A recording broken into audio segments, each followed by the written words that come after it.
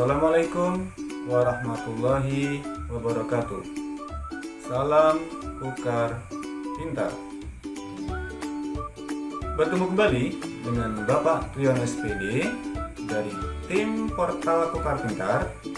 Pada kali ini, mata pelajaran Ilmu Pengetahuan Sosial kelas 9 pada materi pokok Perubahan Sosial, Budaya, dan Globalisasi dengan submateri globalisasi. Tujuan pembelajaran pada hari ini, yang pertama, mengidentifikasi bentuk-bentuk globalisasi. Yang kedua, mengidentifikasi dampak globalisasi. Dan yang ketiga, menulis laporan tentang upaya-upaya menghadapi globalisasi. Buku yang kita gunakan adalah sebagai berikut.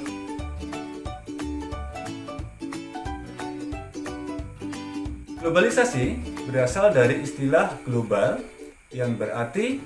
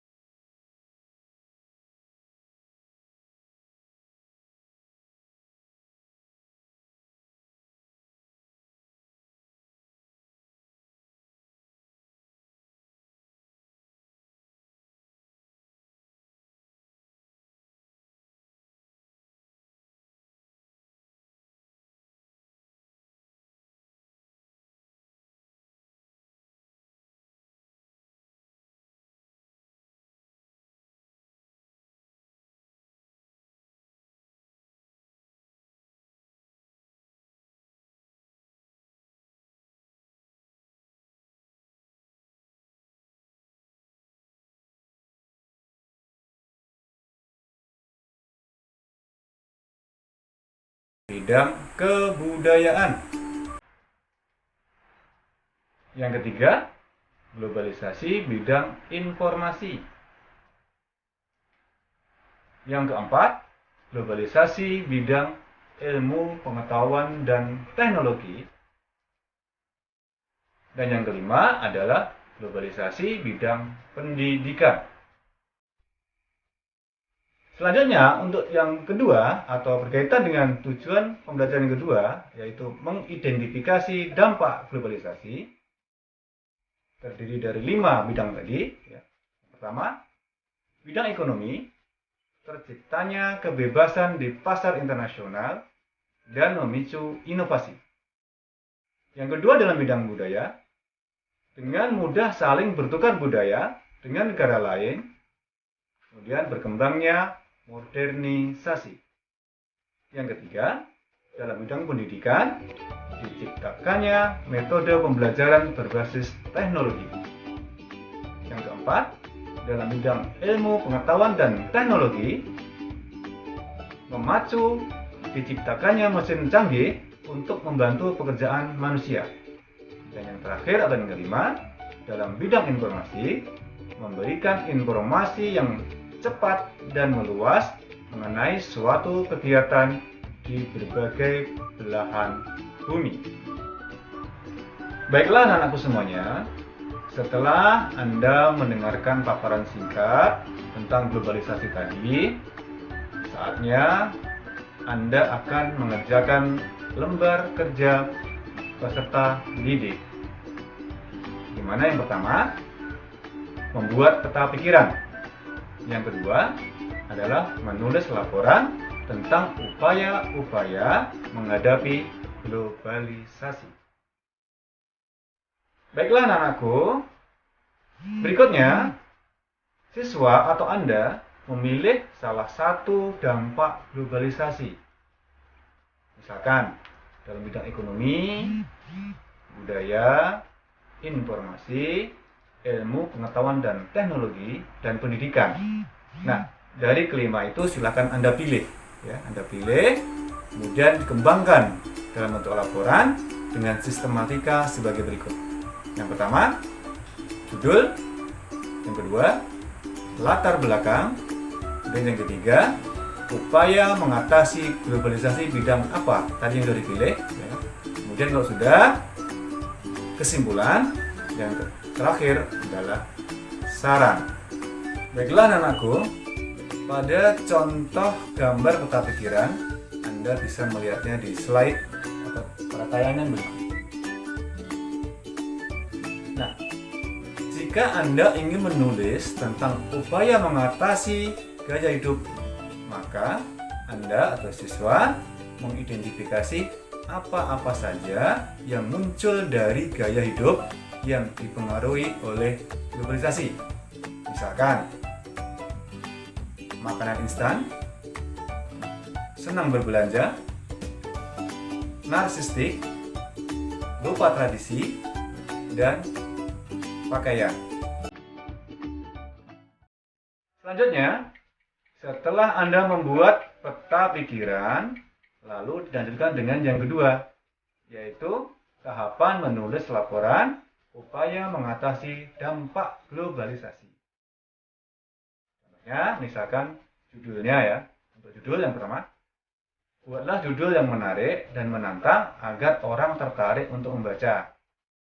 Yang kedua, pada latar belakang, uraikan apa yang menjadi alasan Anda memilih judul tersebut dan uraikan singkat tentang judul tulisan. Nah, untuk di pembahasan atau pada intinya, Anda menguraikan dampak dan upaya mengatasi apa. Misalkan tadi yang diambil dalam bidang ekonomi, atau dalam bidang informasi, atau dalam bidang ilmu pengetahuan dan teknologi, dan seterusnya. Ya, disesuaikan dengan bidang yang diambil. Berikutnya, setelah pembahasan inti, masuk pada kesimpulan. Yang mana pada kesimpulan itu berisi ringkasan dari ulasan isi tentang upaya mengatasi, kemudian disesuaikan dengan judul yang sudah diambil, bidang ekonomi atau bidang informasi dan seterusnya. Ya. Nah, yang terakhir adalah saran dan harapan, di mana itu berisi ajakan untuk menghindari dampak negatif dan memanfaatkan dampak positif untuk kebaikan. Berikut contoh laporan pengembangan dari peta pikiran. My Lifestyle. Gaya hidup merupakan pola atau tingkah laku yang menggambarkan nilai moral setiap orang tersebut dalam bermasyarakat atau terhadap lingkungan sekitarnya dan sebagai cara orang tersebut hidup. Hampir semua masyarakat Indonesia bergaya hidup modern. Beberapa pengaruh gaya hidup sebagai dampak globalisasi yaitu yang pertama, makanan dan minuman. Banyak sekali orang-orang yang kemudian beralih dari makanan tradisional ke makanan modern atau siap saji. Beberapa makanan dan minuman asing adalah ayam goreng, steak, postik, pizza, dan burger, dan aneka makanan yang lain. Akibat pengaruh globalisasi ini, masyarakat menjadi lebih memilih untuk mendapatkan sesuatu dengan serba cepat dan singkat, tak terkecuali jika ingin memilih makanan. Upaya mencegahnya adalah mengurangi makanan dan minuman instan dengan berusaha memproduksi atau membuat sendiri yang lebih alami dan dijamin kebersihannya. Yang kedua, pakaian. Pengaruh globalisasi berikutnya adalah cara berpakaian masyarakat yang sudah tidak menunjukkan cara asli orang Indonesia dalam mengenakan busana. Sekarang mereka akan memilih berpakaian ketat dan terbuka untuk memperlihatkan garis tubuh atau bahkan menampakkan sebagian anggota tubuh. Upaya mencegahnya adalah mulai dari diri sendiri untuk memakai pakaian yang sopan, pantas, dan sesuai dengan ajaran agama yang dianut. Yang ketiga, senang berbelanja. Tidak dapat dipungkiri bahwa sarana komunikasi saat ini adalah salah satu bagian globalisasi yang berpengaruh besar terhadap gaya hidup masyarakat. Banyak sekali sarana komunikasi sekarang yang digemari dari masyarakat itu sendiri, seperti Facebook, Instagram, Blogger, Twitter, WhatsApp, dan aplikasi lainnya. Semakin sering seseorang mengakses media sosial, maka semakin besar pula kecenderungan mereka untuk tertarik berbelanja banyak orang. Upaya mencegahnya adalah memanfaatkan secara maksimal sarana komunikasi informasi yang telah dimiliki. Yang keempat, lupa tradisi.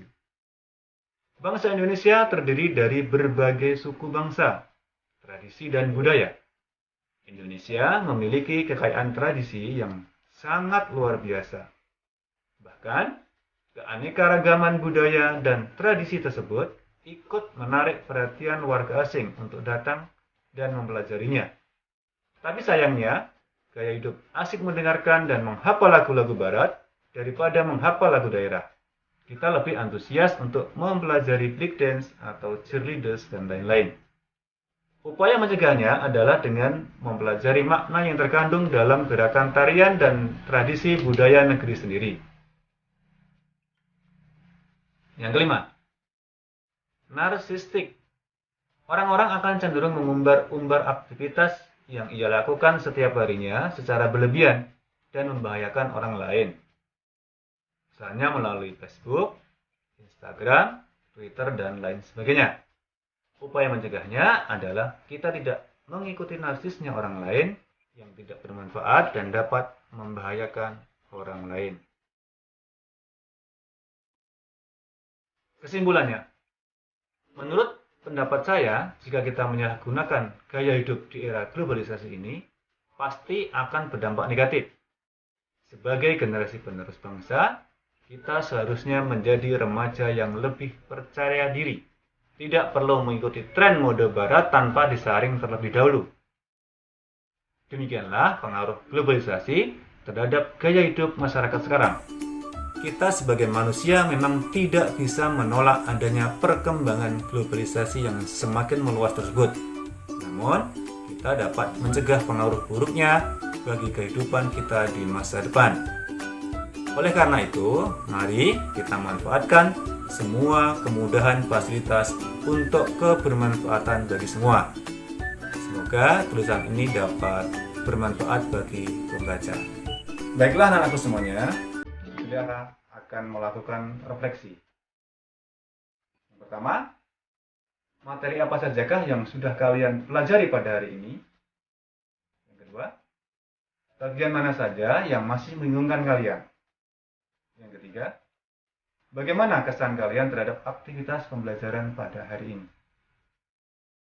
Pelajari kembali materi perubahan sosial budaya dan globalisasi dari berbagai sumber termasuk internet dan di buku paket kalian sebagai materi untuk penilaian harian pada pertemuan-pertemuan berikutnya. Globalisasi merupakan fenomena dunia, sehingga sangat memiliki pengaruh terhadap setiap aspek kehidupan manusia.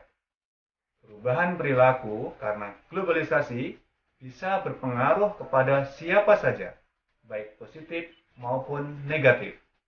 Sehingga diharapkan kita bisa memilih mana yang baik dan dapat memberikan manfaat untuk diterapkan dalam kehidupan kita. Anakku semuanya, demikianlah tadi pelajaran pada hari ini. Semoga bermanfaat dan kita akan bertemu pada pelajaran selanjutnya. Terima kasih dan wassalamualaikum warahmatullahi wabarakatuh. Salam tukar pintar.